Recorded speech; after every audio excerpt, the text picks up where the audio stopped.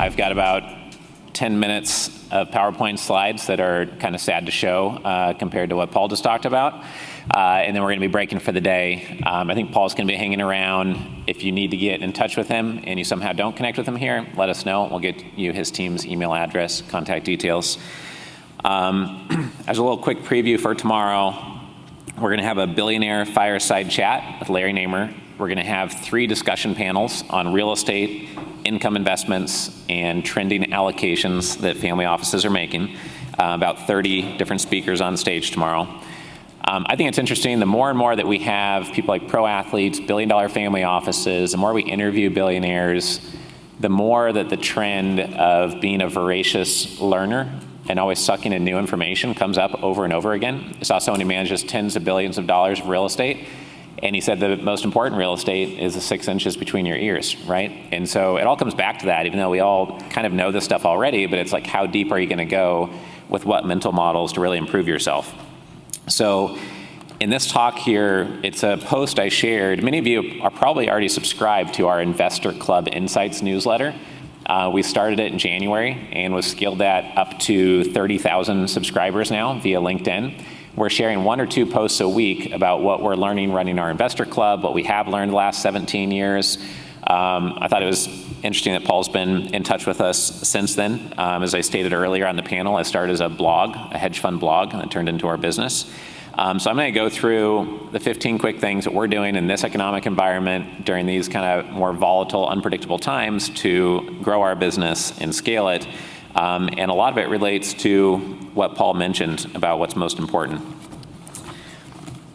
All right, first thing is when I started out the day, throughout the rest of the event, try not to think in a linear way, try to think about like what Paul's doing, then you're more motivated on another level, then you're combining all the different ideas throughout the whole event. Some of the slides here, if you've been in the club for a long time, you'll recognize a few of them from our old workshops. And we used to have more time to cover some of these topics during the capital raising workshops we used to host. But this first one here is from Jim Collins. And he basically says, you're not going to do well, you're not going to succeed, you're not going to be even top 10% if you don't do things that you're passionate about, can make you a lot of money, and also you have some natural advantage to it. Your experience, your DNA, your background lends yourself to it. Paul's able to make a huge impact for multiple reasons. Part of it is that he was able to build something substantial during his career and then refocus that energy and that influence he has now in the world. And Jim Collins calls this the Hedgehog Strategy. I layer on top of this, trying to figure out what's my biggest strength or unique ability, as Dan Sullivan would call it. Where's there the most future demand and where's there the least amount of current competition? It's not very fun to be in a space that's highly competitive and saturated. So doing something unique that's going to have inevitably much bigger demand and fits these 3 criteria is something I found really helps in navigating these types of environments. Paul talked about the 6 inches between your ears. Mark Cuban talks about outlearning and outworking everyone else in your niche. And Michael Bloomberg just said yesterday on LinkedIn that if you do something you love and you just do more and more of that thing you love, you're going to surpass everyone in your niche because you're actually passionate about it and you enjoy doing it. And that's connected to this slide and the last one. It's been scientifically proven the things we take in change what comes out on the other side. You know, listening to Paul hopefully changes a bit about how you think and what your impact is and maybe what's on your vision board at home, et cetera, right? That's the whole point of having people like Todd on stage yesterday during our Centimillionaire Fireside Chat or Paul today. And if I wasn't still finding the events fun and entertaining and educational, I wouldn't come myself, and we want to keep it that way for all of you here as well. Peter Teal talks about how extreme focus is a superpower, and with social media and email threads and text message marketing you get, it becomes more challenging to focus every year, no matter who you are, but also as you have more employees and more LLCs and more K-1s to track, and more children or grandchildren, more opportunities coming at you, the more successful you are, the more things are coming at you, and the more making one mistake could be relatively costly. It could be tens of thousands or hundreds of thousands of dollars for missing one notice or one deadline that you're supposed to meet. And so to hear from Bill Gates, Steve Jobs, and also Peter Teal that focus, or having the ability to have extreme focus is a superpower, I think is something for all of us to take note of, especially in a time like this, where things aren't maybe as easy for your business as maybe it was 2-3 years ago for some of you.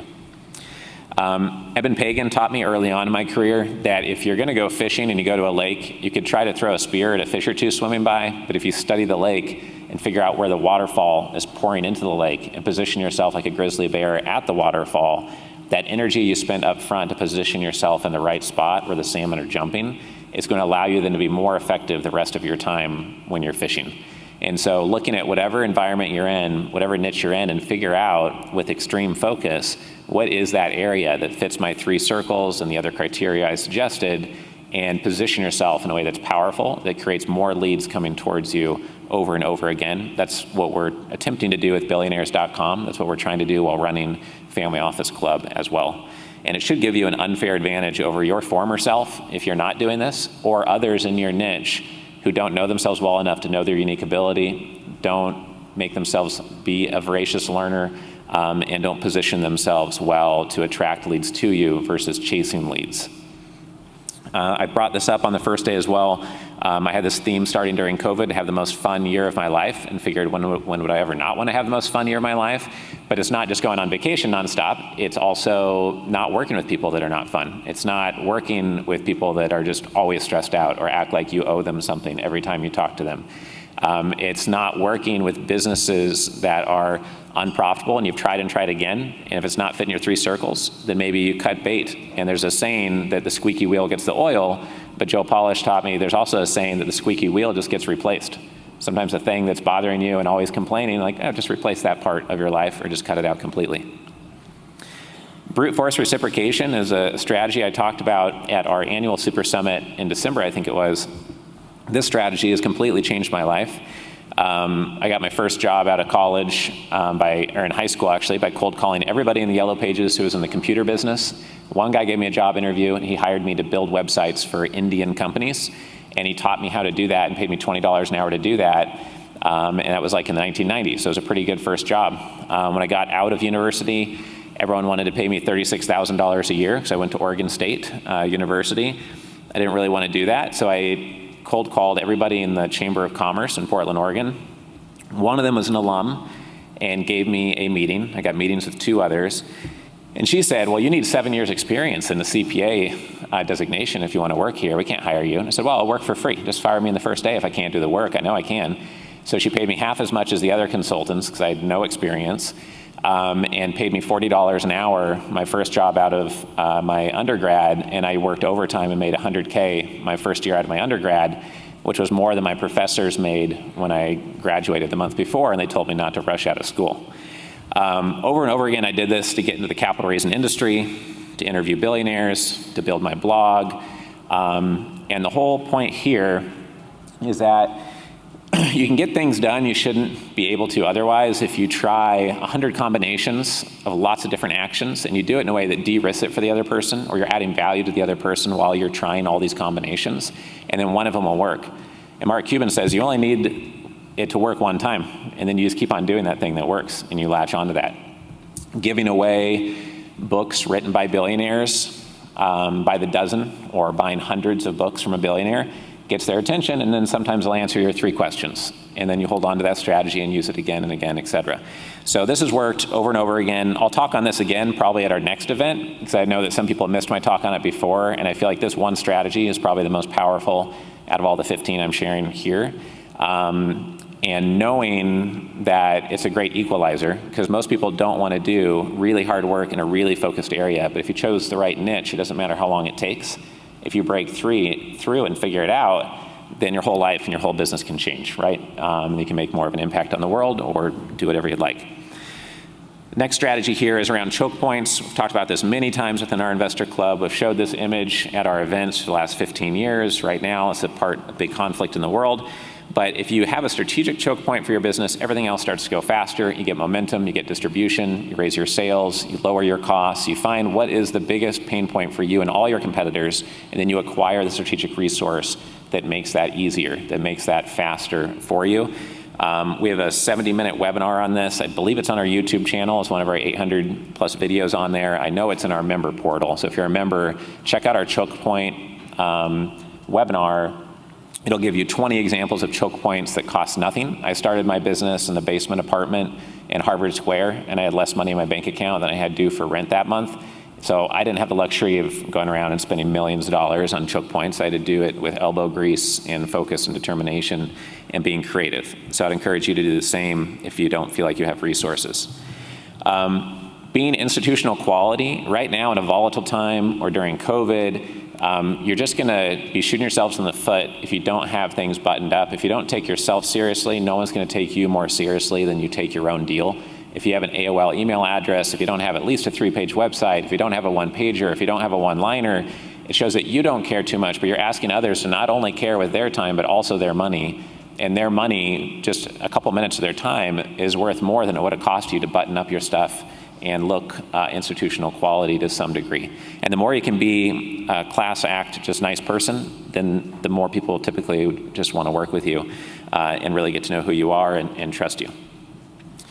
This is before non-institutional quality. This is after institutional quality. I think Waikiki I saw in the room earlier, but that's his logo right there for CRE Construction Partners after we transformed it from dynastic development. So it's more clear what he does. It's more crisp, clean, more trustworthy.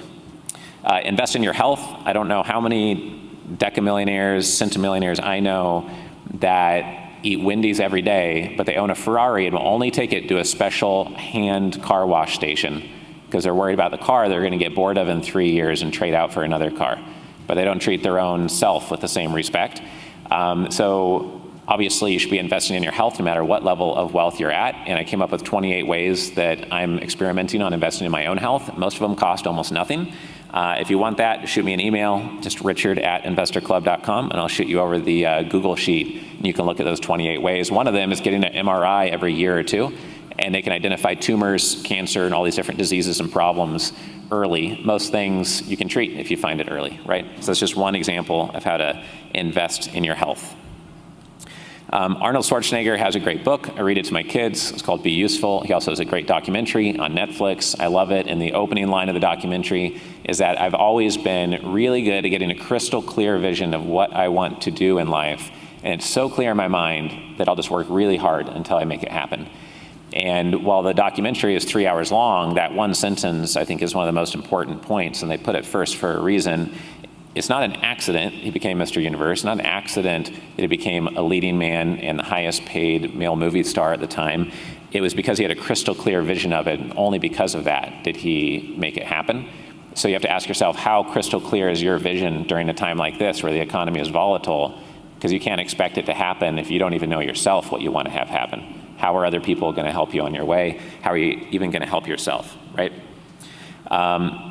Jeff Hoffman became a billionaire by creating a check-in kiosk at the airport. He's one of the early investors in Booking.com and Priceline.com. He said that he had sticky notes on his mirror reminding him of his top goals. I have this one-pager I talk about quite often in the club of my goals, monthly, quarterly, annual goals, and all these one-liner mental programming statements.